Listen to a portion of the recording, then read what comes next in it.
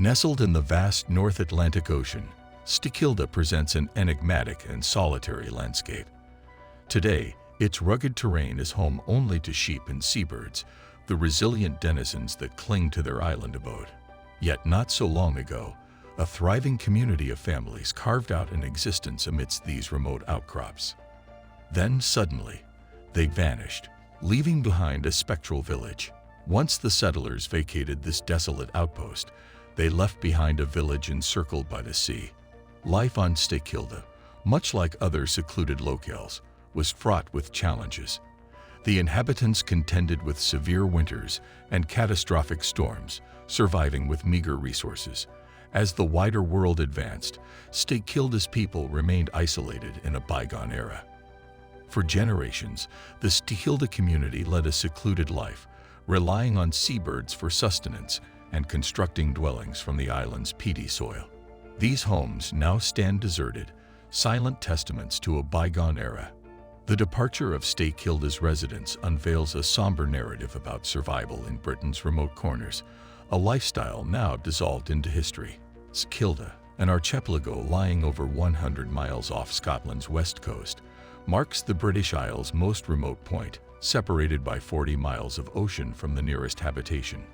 Historically, reaching the islands was a formidable journey, enhancing their isolation from other Hebridean communities. Yet this did not deter the determined few who settled on its shores, dating back possibly 7,000 years. The island's history, filled with arrivals from the Bronze Age to the Vikings in the 9th and 10th centuries, remains largely veiled in mystery, with records only beginning in the 13th century.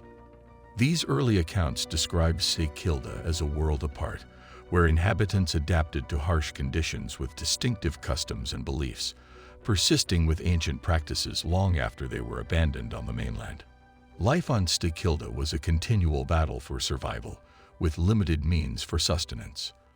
Unlike other coastal communities, the harsh North Atlantic deterred reliance on fishing, and the poor soil hindered agriculture.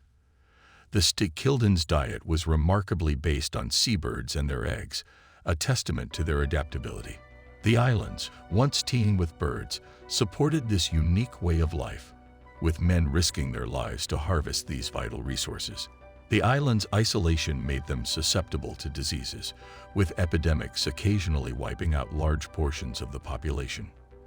Despite these adversities, the community persisted until the early 20th century, when their way of life came to a sudden halt. Kildans lived in black houses, ingeniously designed to withstand their environment, with thick turf roofs and deep foundations. However, the arrival of the modern world, marked by the first tourists in 1877 and concerns over living standards, led to significant changes. New cottages were built, replacing the traditional black houses as part of an effort to modernize the island, highlighting the stark contrast between Kilda's enduring lifestyle and the evolving outside world. Regrettably, the construction of the new cottages on Kilda did not take into account the unique environmental challenges of the islands. The design flaws were apparent from the outset. Unlike the traditional black houses, which were oriented to minimize wind exposure, these new dwellings faced the prevailing winds directly. Additionally, they replaced the insulating turf roofs with tin, which allowed heat to escape rapidly during the winter months. A severe storm quickly demonstrated the inadequacy of these structures, damaging doors and windows and leading to a swift return to the original black houses by the islanders. Despite initial resistance and after performing necessary repairs, the local authorities mandated a move back to these ill-suited cottages. Over time, the islanders adapted to their new homes, and memories of childhoods spent within these stone walls lingered, even after the cottages and the main street of Herta had been forsaken, transforming into the remnants of a deserted village. As years went by, life on Kilda became increasingly difficult. A significant blow came in 1912 with food shortages that left the community weakened, a situation exacerbated by an outbreak of influenza. Faced with these hardships, some chose to emigrate to destinations as far as Australia, reducing the island's population gradually until it was suddenly abandoned, leaving its structures to succumb to neglect and decay. The catalyst for abandonment came in the 1920s, when life on the islands had deteriorated beyond the inhabitants' capacity to endure. Nurse Wilhelmina Bradley, a scientist Kilda, and coming from a mainland accustomed to electricity and cars, was taken aback by the conditions she found. She undertook the difficult task of convincing the islanders to leave their homes.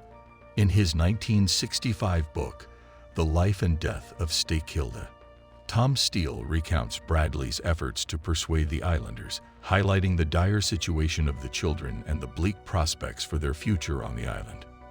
By 1929, an exceptionally harsh winter reinforced Bradley's argument for relocation. On May 10, 1930, 20 Kildans signed a petition requesting the government's assistance in resettling them, marking the beginning of the end for the island community.